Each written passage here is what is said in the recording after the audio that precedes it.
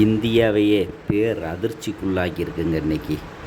அகமதாபாத்தில் ஏர்போர்ட்டு பக்கத்துலேயே விமானம் கிளம்பி 10 நிமிடத்துக்குள்ளேயே நடந்த விபத்து.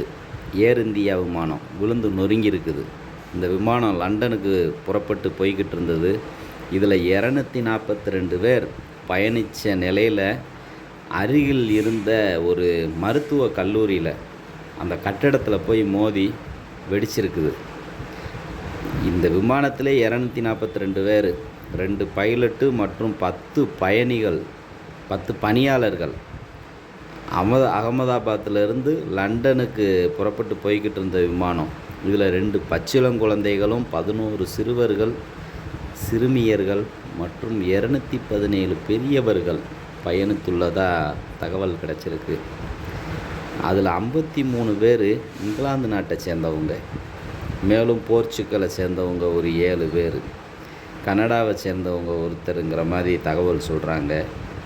இது பேர் இடியாக நம்ம இந்தியாவில் உள்ள ஒவ்வொருத்தர் மனசுலையும் இறங்கியிருக்குது.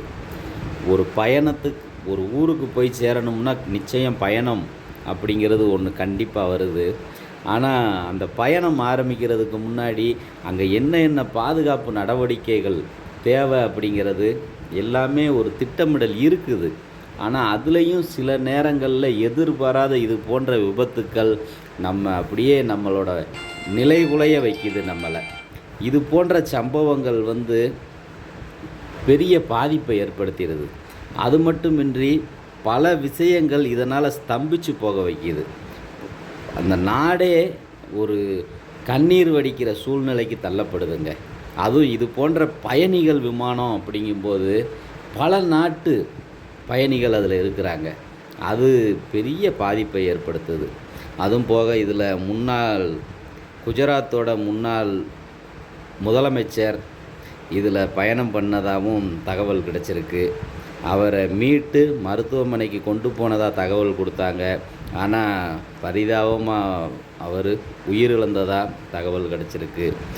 மோடி இப்போ தொடர்ந்து இதை பற்றின விஷயங்களை அவர் விசாரித்து அதுக்கான நடவடிக்கை எடுக்கிறதுக்கு எல்லா வகையான வேலைகளையும் செஞ்சுக்கிட்டு இருக்கிறாரு. அதே மாதிரி இந்த லண்டன் புறப்பட்ட இந்த ஏர் இந்தியா 171 விமானம் விபத்துக்குள்ளானதால் பாதிக்கப்பட்டவங்களுக்கு டாட்டா குடும்பத்திலிருந்து திரு சந்திரசேகரன் அவர்கள் ஆழ்ந்த இரங்கலை தெரிவிச்சிருக்கிறாங்க. அந்த விபத்து நடந்த இடத்துல தொடர்ந்து அந்த மீட்பு நடவடிக்கைகள் தொடர்ந்து நடந்துக்கிட்டே வருது. இது ஒரு பெரிய விபத்து, சாதாரண விபத்து கிடையாது. இந்த விமான விபத்துக்கள் தொடர்கதையாக தாங்க இருக்குது. இதுக்கு முந்தி 1977 கேனரி தீவு ஏர்போர்ட்டில் 2 விமானங்கள் மோதிக்கிடுச்சு. இதில் 583 பேர் உயிரிழந்திருந்தாங்க. 1979 அமெரிக்கன் ஏர்லைன்ஸு விபத்துக்குள்ளாகி 273 பேர் பலியானாங்க. 1985 ஏர் இந்தியா போயிங் விமானம் டொராண்டோ டெல்லி புறப்பட்ட விமானம் குண்டு வச்சு தகர்த்துட்டாங்க. அதில் 329 பயணிகள் பலியானாங்க. 1985 ஜப்பான் ஏர்லைன்ஸ் விபத்துக்குள்ளாகி 520 பேர் பலி. 1996 சவுதி அரேபியா கஜகஸ்தான் விமானம் நடு வானத்தில் மோதி 349 பேர் பலியானாங்க. இப்போ 2025 இன்றைக்கி அகமதாபாத்தில் நடந்த இந்த விபத்து பெரிய பேரிழப்பை ஏற்படுத்தியிருக்கு. இதுக்கு அரசு சில அவசர எண்களை வெளியிட்டிருக்கிறாங்க. 180056914444 அப்படிங்கிற ஒரு ஹெல்ப்லைன் எண்ணை ஏர் இந்தியா அறிவிச்சிருக்கு. அது மட்டும் இல்லாமல் 011246100843 அப்படிங்கிற ஒரு ஹெல்ப்லைன் எண்ணையும் சிவில் விமான போக்குவரத்து அமைச்சகமும் அறிவிச்சிருக்கிறாங்க. முடிஞ்ச வரைக்கும் இதில் நம்ம அதாவது ஒரு தைரியத்தை வர வச்சுக்கிறது தான் வேணும். ஏன்னா இப்போ மீட்டு அவங்கள கொண்டு போய் காப்பாற்ற வேண்டிய பொறுப்பு அரசுக்கு இருக்குது. அதே மாதிரி இது போன்ற சம்பவங்கள் அடுத்து நடக்காமல் பார்த்துக்கிட வேண்டியதும் அரசுக்கு முக்கியமான ஒரு பொறுப்பாக இருக்குது. இந்த லண்டன் விமானம் வந்து புறப்பட்ட 5-10 நிமிடத்தில் விழுந்திருக்குது அப்படின்னா, அப்போ அதில் ஏற்கனவே ஏதாவது இயந்திர கோளாறுகள் இருந்திருக்க வாய்ப்பு இருக்குது அப்படிங்கிற மாதிரியும் இந்த விமானம் விழுந்து பெரிய சப்தத்தோடு வெடிச்சிருக்குது. அதுக்கு காரணம் என்ன சொல்கிறாங்கன்னா, அதில் 58,000 லிட்டர் எரிபொருள் இருந்திருக்குது. ஆகையால் இந்த சப்தம் வந்திருக்குது. அந்த விமானி வந்து தரை இறக்குறதுக்கு முயற்சி பண்ணியிருக்காரு. ஆனால் அது மரங்கள், கட்டிடங்கள் இருந்ததால் அவரால் முழு முயற்சி இறக்க முடியலை. அதே மாதிரி இந்த விமானத்தில் வந்து 133 பேர் பலியாயிட்டதாகவும் இப்போ ஒரு தகவல் கிடச்சிருக்கு. இது ரொம்ப நம்மளை வருத்தத்துலேயும் கண்ணீர்லையும் ஆழ்த்தியிருக்கிற ஒரு சம்பவம்.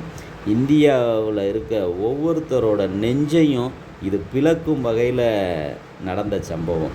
இதுக்கு ஒவ்வொரு தலைவர்களும் தங்களோட அதாவது அஞ்சலின்னு சொல்லலாம், இல்லைன்னா ஒரு அதிர்ச்சியான ஒரு இதை வெளியிட்டுக்கிட்டு இருக்கிறாங்க.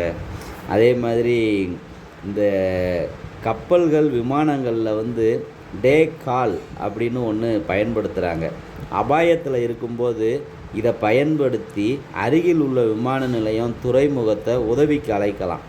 ரேடியோ சிக்னலில் பைலட்டு, கேப்டன், மேடே என 3 முறை சம்ஜை அனுப்புனாங்க அப்படின்னா அது கட்டுப்பாட்டு அறைக்கு உடனடியாக போகுமா.